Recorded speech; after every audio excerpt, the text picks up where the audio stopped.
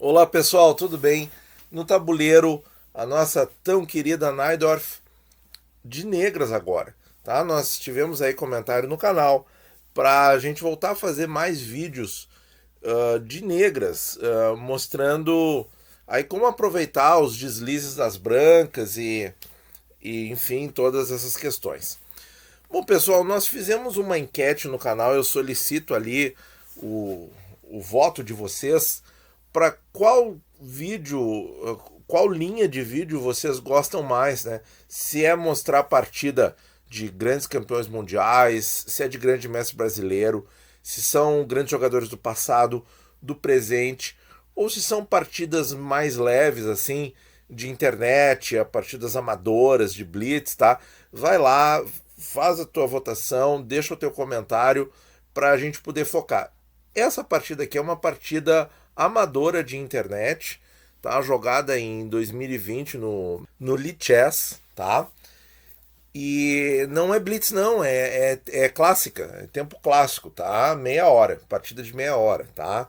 Então bem interessante.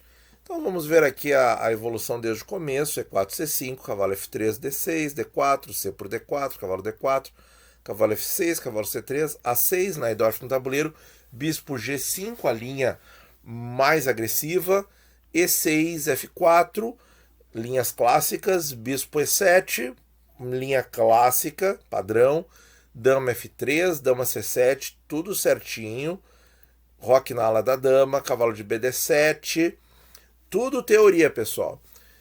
Então, isso aqui é bom saber, tá? Essas linhas teóricas aqui é bom saber. Aí vem F5, tá? Esse lance aqui, ele ainda é teórico. A gente às vezes vê esse F5 aí, uma tentativa de ataque das brancas, e a gente tem esse lance também mais comum na variante do dama B6, do peão envenenado, né, em que as brancas rompem o centro com o F5. Mas pode acontecer na linha clássica também. Então, essa partida é bem interessante por isso. Aqui o jogador das negras respondeu com E5, que parece um lance antiposicional. Afinal de contas, está cedendo a casa D5 para o cavalo branco, né? E está ocupando a casa E5 com um peão e poderia colocar um cavalo ali. Mas esse lance, pessoal, esse lance é correto nesse contexto. Nessa posição, esse lance é correto, certo? Inclusive, ele está nos livros de abertura dos principais programas aí de xadrez, tá? E a ideia aqui é o seguinte, é que as negras, como as brancas começaram um ataque precoce ao ponto E6, isso é o que o lance F5 faz, né? Ele ataca o ponto E6, né? Então, nós fechamos o centro e a ideia é que nós ainda temos recursos para lutar pela casa D5. Mesmo que as brancas troquem o bispo pelo cavalo, nós vamos conseguir colocar o outro cavalo em F6 e esse bispo aqui que não pode mais ir para E6, ele pode vir por B7 para defender a casa D5. Então essa é a ideia toda por trás do lance E5. Outros lances que podem ser feitos que são relativamente seguros, né? Claro, aí depende, cada partida é uma partida, né? Mas as negras podem jogar cavalo E5 também, podem jogar H6 e podem jogar roque. O computador até gosta de roque pequeno, roque na ala do rei aqui. Eu não gosto, tá? Por quê?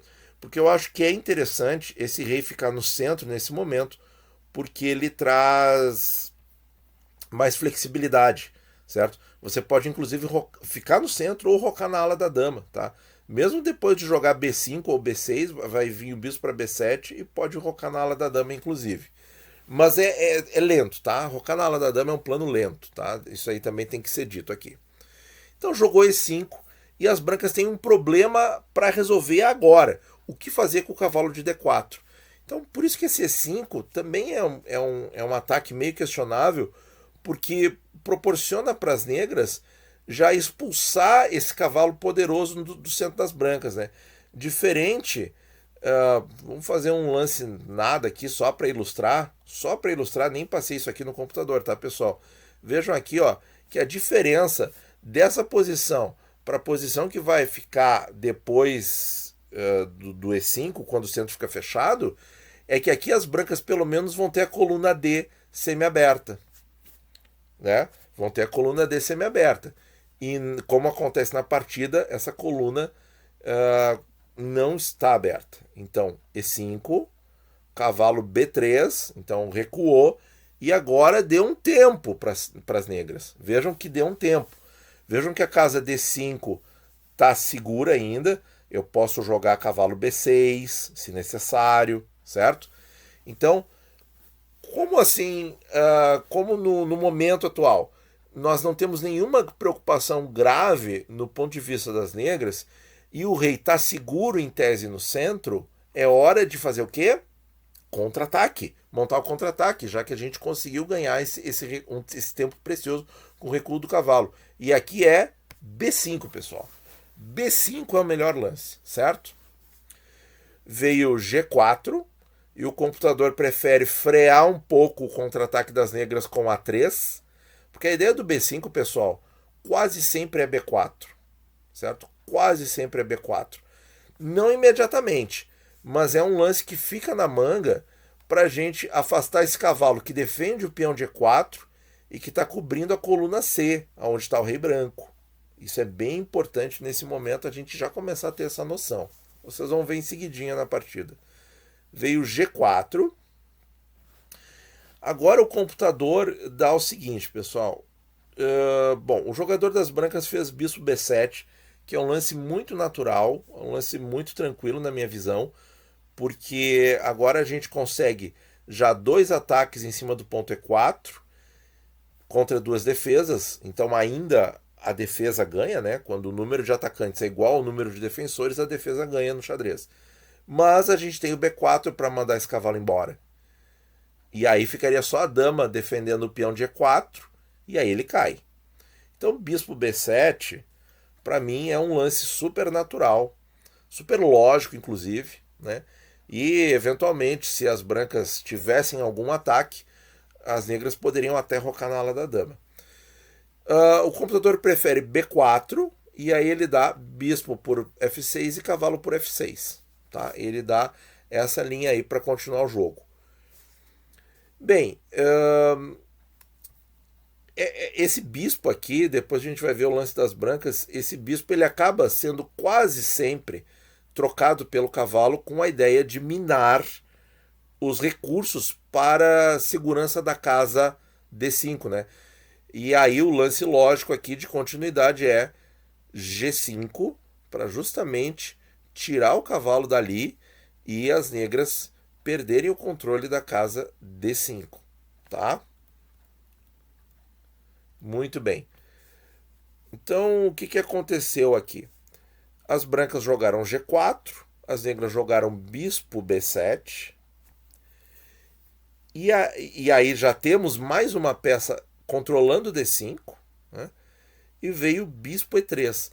Aí é que a gente vê, pessoal, por que a ideia de trocar o cavalo, o bispo, sim, o bispo é precioso, pô, vai ceder o par de bispos, mas vai tirar um defensor de D5 e vai deslocar o outro, jogando o G5, certo? Como a gente acabou de demonstrar. Então, recuar esse bispo aqui não faz sentido nessa posição, certo? Não faz sentido. Tanto que as negras vão ser fortemente castigadas. A linha que o computador dá aqui, ao invés de bispo E3, é bispo por F6, bispo por F6 e H4. Certo? Então, quer dizer, vejam só, o mais comum, né, o que a gente vê, os teóricos e tal, é recapturar isso aqui de cavalo, mas aí dá tempo para o G5. Tomando de bispo não dá tempo para o G5, para as brancas, né?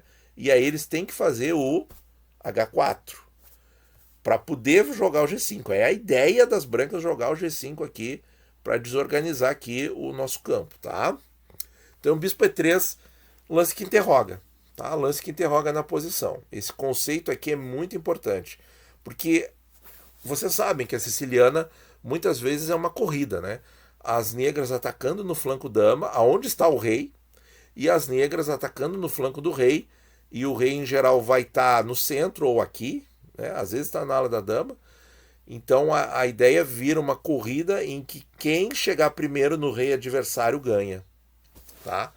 E o bispo E3 não contribui para isso, certo? O lance mais rápido para as brancas realmente é entregar esse bispo para desorganizar a estrutura das negras.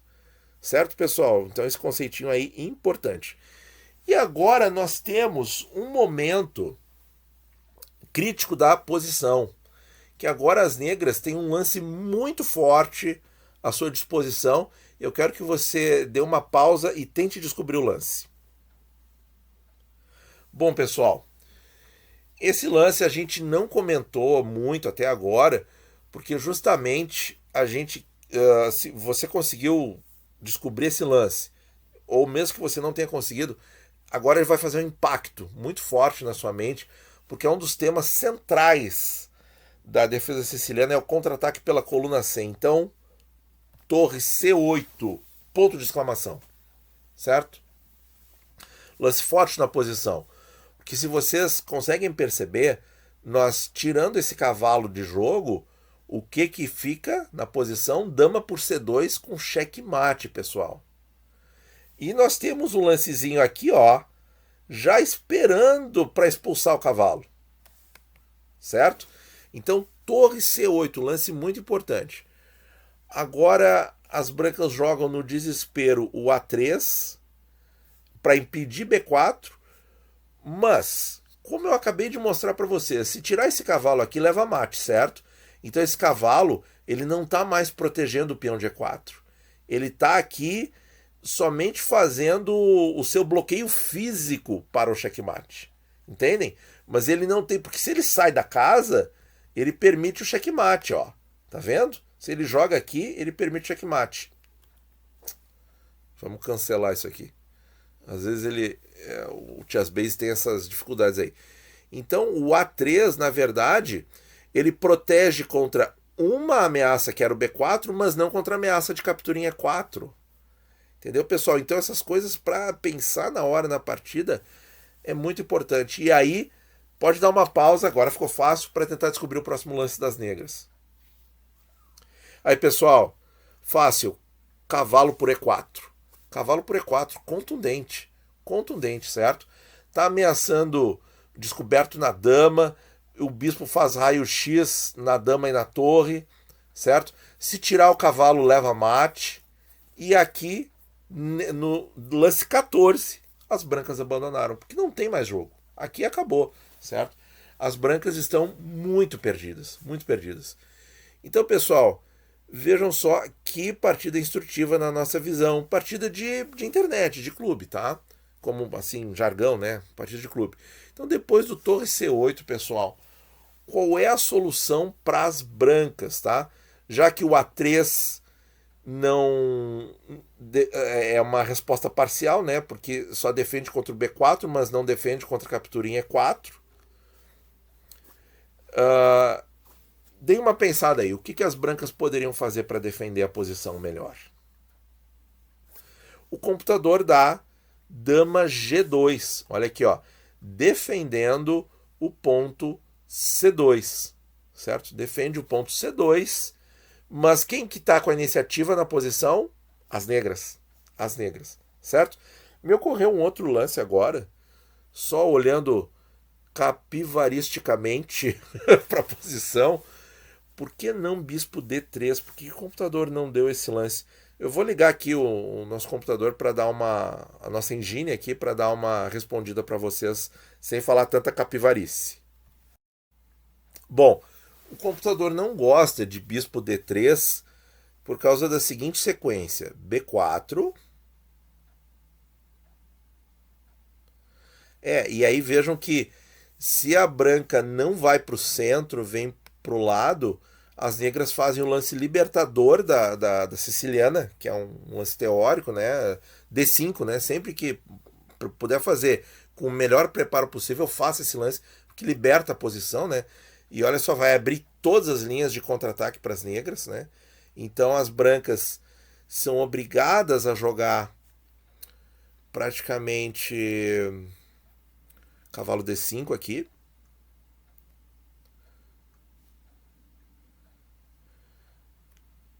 retoma, certo? Toma de peão. Aí o computador dá cavalo F6.